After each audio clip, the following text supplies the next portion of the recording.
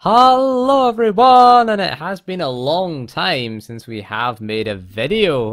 We last made a video in November. It's now February. It's 2018, people, and been busy, really, to be honest with you. That's why we haven't been making any videos. So today we're going to talk about Star Wars: The Old Republic. It appears to be ending, or at least coming to an end, or at least we're going to discuss why SWTOR is failing and why it's been failing for at least the last 2 years. Now, I'm going to come at this from a different perspective. A lot of people have come out with a lot of things saying the content updates, yeah, they don't get enough content. Content's not delivered quickly enough. That is all true, but I think the reason why it's failing simply is because of the business model. I think the subscription business model is outdated, certainly. You look at other games that we're looking at now, no subscription model. And the reason why they're sort of scaling back the development of SWTOR is a lot of the team are now working on BioWare's newest project, which is Anthem, which is a very generic-looking third-person shooter, which I, to be honest, have no real interest in. To be perfectly honest with you, it just looks like a expensive, I was going to say a cheap, but expensive Destiny clone. It's going to be a live service, which is the new buzzword for 2018. Welcome to the new buzzword, live services. That's the thing. I saw a Ubisoft thing where it's like games, no, they're no longer games anymore. Games aren't games. They're live services now, okay? Anthem is going to be a live service, which means it's going to have sort of MMO elements to it, but not quite, because we've seemed to have gone backwards in the last decade when it comes to development of games. We're no longer producing massive, though the massive multiplayer online games is gone, in favor of this more sort of pseudo MMO live service. Put that in inverted commas there, live service that we have. We've seen it with Destiny, obviously. That was the most obvious one. Ubisoft had The Division as well as the live service element to it, and Anthem looks like EA's attempt to cash in on this live service craze that's going on at the moment. To be honest, I'd rather have big, massive worlds with, you know, lots of players on screen, but nope, we can't have that no more. We have to go backwards to only having a maximum of what? How many players can get on Destiny? What is it? Raids are what, 6 player or 8 player? I don't remember what raids are, but I've never raided in Destiny. But if it's as hollow and as shallow as Destiny, then really I'm not interested in Anthem. I saw the demo reveal at E3, and yeah, it just seemed like Destiny. To be honest, the jetpacks look interesting, but it really just doesn't feel like a BioWare game. They've also confirmed that there's another Dragon Age in development, and that too will again be the buzzword for 2018, the live services. But let's get back to Star Wars: The Old Republic. Let's not talk about Anthem. So they have taken away resources, personnel resources, from SWTOR, and they really are betting the farm on Anthem being a success. So it certainly means that SWTOR will be scaled back. We have already seen this throughout 2017, and we're seeing this in 2018 as well. So there has been an expansion. The 6.0 has all but been confirmed via the roadmap that was released. When was the roadmap released? It was released on the 15th of February. The roadmap came out. So you got 5.8, which is the final boss from Gods from the Machine. Really is the Isaacs the Destroyer is the final boss. So you've got a special Isaacs event for those who are worthy enough to defeat him. Ooh. You get a new achievement, a special and unique title, and a new and very enticing legacy-based reward. No idea what that is. So yeah, they've got 5.8 is coming in March. March 13th to be precise. It's going to be called Command Authority. So you've got the final boss of the operation. Arkan can be romanced. Yay, I guess. Then April 5.9 is coming out, and so it's going to be the final story, I guess, arc for the 5.0 story. As well, you're getting a few new companions. Mako's coming back. Good stuff. That's the only real thing there. So they're looking at they look back at 2017 and beyond the conclusion of the traitor storyline, the content the same manner. They're going to continue delivering the content in the same manner throughout 2018. So you're going to get multiplayer solo activities, new story, Stronghold, Starfighters update, a new Warzone, 2 new flashpoints, and an operation. Ooh, another new op. And as well, there is going to be an expansion. So there's an interesting line here. It says, we've heard feedback from some of you indicating you missed having a more traditional expansion and you'd rather wait so it all comes at once. I like having updates released regularly versus waiting long periods of time in between patches, although this remains our current plan. They're also laid out what we'll include in 6.0 game update. We'll keep you informed of our summer, fall, and winter plans through the coming months. So 6.0 confirmed that it's coming. No time frame really. It just said it'll be informed summer, fall, winter. So expect it. I'd say winter. I'm guessing for that will be the next expansion. In regards to what Keith said there about the traditional expansion, I'm all for the traditional expansion. I think the problem with having updates released regularly versus waiting long periods is updates are not released regularly. The expansion content is sparse. And the updates aren't released regularly enough. And this is the problem. This is the problem. This is the core problem of the business model. Okay, I get the fact that they can't release massive expansion and content updates. They can't do that, right? They don't have the personnel to do it anymore. Okay, resources, personnel diverted to Anthem. Fair enough. That's fine. They can be honest enough and admit that to us, okay?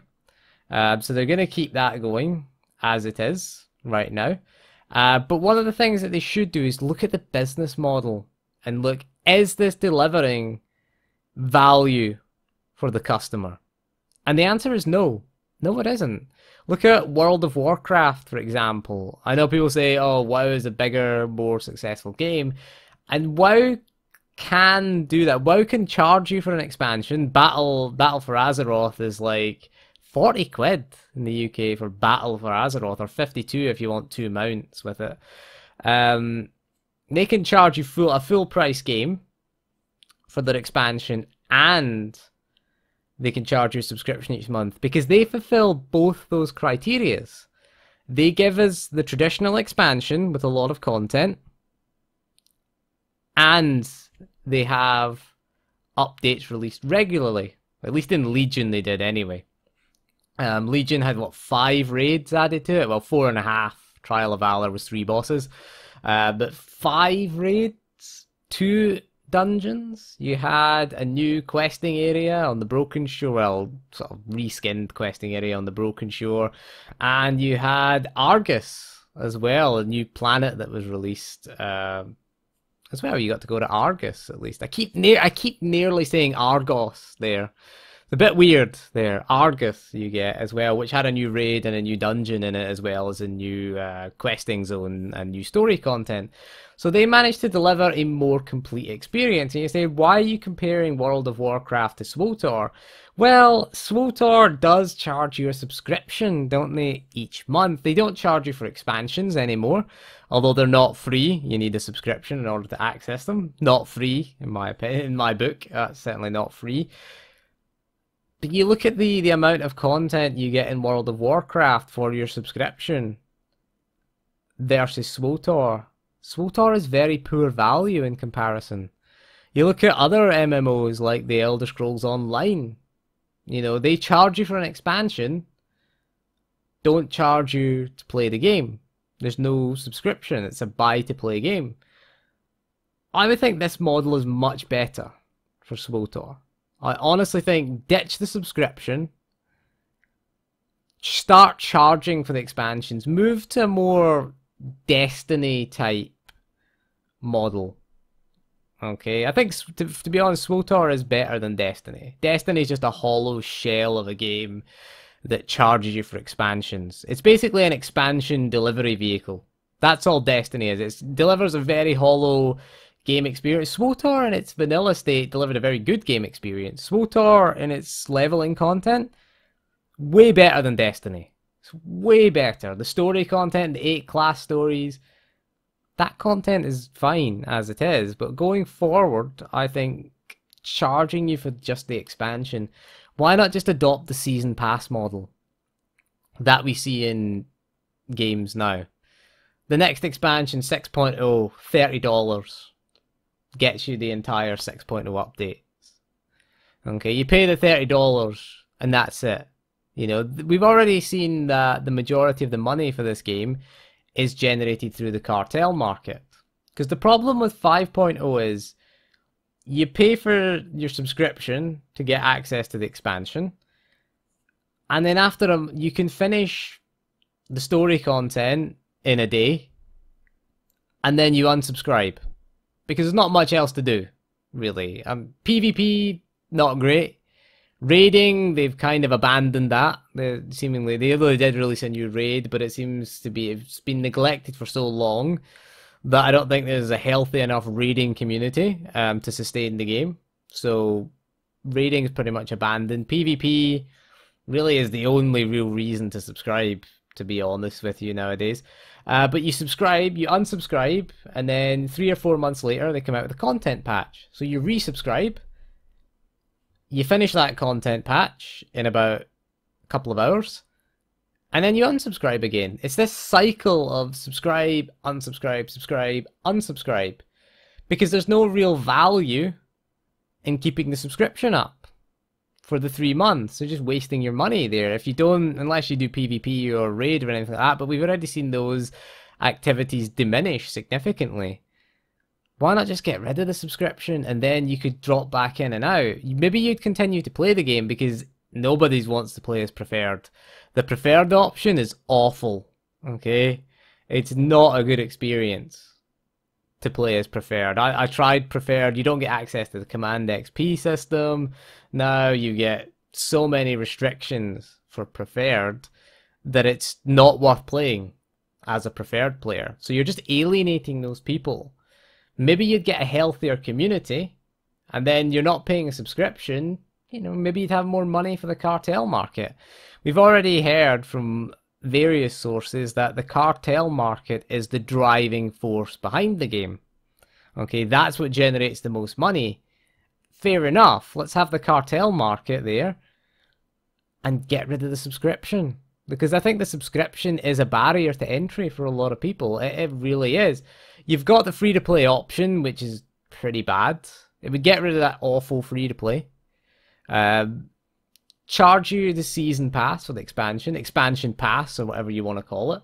Because I imagine Anthem won't have a subscription. Destiny doesn't have a subscription. People say, oh, you need the subscription, you need to pay for servers. But to be honest, in this day and age, server costs probably negligible in a game like SWTOR. You know, the big cost really isn't really keeping the servers running. Because if you look at most games these days, most games are a live service. You know, most games all have that multiplayer element. Most games need servers to run. And you've got that great myth that console players state that they're charged for Xbox Live and PlayStation Plus to keep servers running, even though it's not true, because they can run servers on PC side without charging you for it. You know, Overwatch doesn't charge you a subscription. It's a live service game. Destiny 2, again, live service game on PC, doesn't charge you for online. Anthem, I imagine, will be the same. The Division. These are all games that run as live services that do not need a subscription model to survive. So why does SWTOR need that? I think getting off that, getting away from that outdated model, would help the game. I mean, the game was voted the worst that worst business model of 2016. What was it? I can't remember. It was an MMO Hut or something like that that voted it the worst business model, and I agree, it was a terrible business model. Drip feeding content out to you while charging you a subscription. It's not a great idea. Just sell us the expansion. We'll buy. I would have paid $30 for Knights of the Fallen Empire. I'd have paid it. I think it would have been decent as opposed to subscribing continuously. I would have paid $30 for Kotet as well. You know, I think it's good value at that price. With that, you'd get 5.0 and all of the 5 updates. So all the way up to, well, 5.9 is the last one. Or maybe the last one. There may be updates after that. But 5.9 is the sort of the one that's coming in April. Give you all that content for $30 is decent value. Subscribing for a year and a half to get that value, you know, isn't good value. And I think it's just not delivering good value because you get this period of subscribe, unsubscribe, subscribe, unsubscribe. There's no point in having a continuous subscription. And, you know, when you're unsubscribed, when you're preferred, I don't see any appeal to the game. I haven't played the game since November, to be honest with you. And that's one of the reasons. If I unsubscribe, there's no incentive to play it. You can't earn command XP, you can't get gear, you can't do this, you can't do that. Bring those people back. You might come back and play the game periodically. And then if you're playing the game, you can spend money in the cartel market. Because if you're not playing, you're not going to be spending money in the cartel market. You might see a revenue bump from the cartel market. Changing around the business model, I think, is the wisest choice. And I think that's the biggest reason it's failing at the moment. If we accept the reality that we're not going to get updates, fair enough. Okay, don't charge me a subscription then. Because in comparison to Final Fantasy XIV, to World of Warcraft, you know, 2 other games that are subscription based, you're delivering poor value. That's the problem. Okay, so you could either increase the manpower, which is not going to happen, increase the money, increase the funding for SWTOR, and deliver better value, or we could change the pricing structure of the game and see if that delivers better value through better pricing. I mean, you've still got the cartel market. People will still use the cartel market. It's the only thing that really sees any updates, any real investment in updates. So if the cartel market truly is the driving force behind SWTOR and behind its revenue, why bother having the subscription? That's the point that I'm ultimately trying to make here.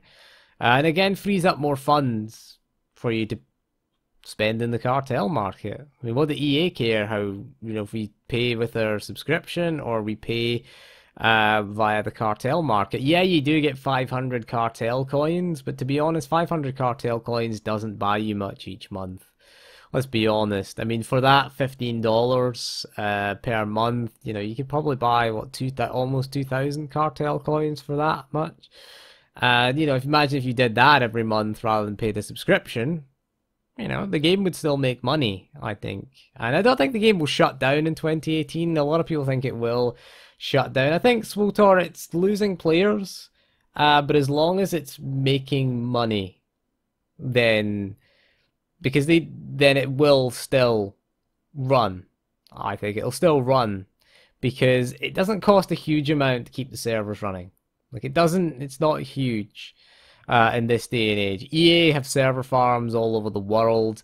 They have so many games that have live services. So keeping the servers running isn't a huge issue. Keeping the game staffed and keeping it updated is where the big cost is. But again, they're cutting that back. So as long as they can keep the game running, minimal staffing, and the game still makes money, which, you know, there's not a lot of resources poured into it, so it's not really a big sort of outgoing resource anymore for EA. I think it'll stay up because it's a Star Wars property. It's going to make money. Let's be honest. Its IP is probably enough to keep it going, probably until the contract with Disney runs out, which I believe is what, 2024. I believe it was 10 years they signed the deal in 2014.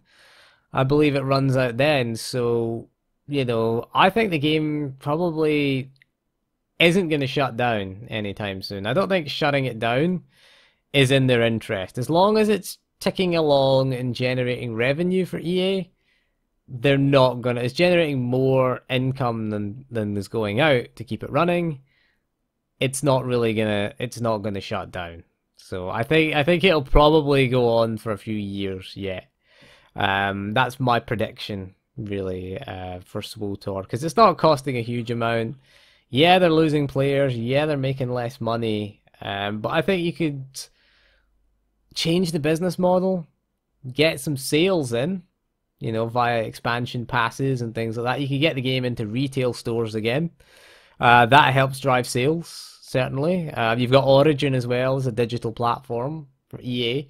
Certainly to promote the game. You can buy the game via Origin at the moment. You know, you can buy the base game. You get the game, the expansions. I think you get cartel coins, and it's a pretty reasonable price at that. They do put it on offer. I think you get the game, 30 days of subscription. You get the all the expansions, and I think you get like 1,600 cartel coins, and I think it's about £20 or something in the UK.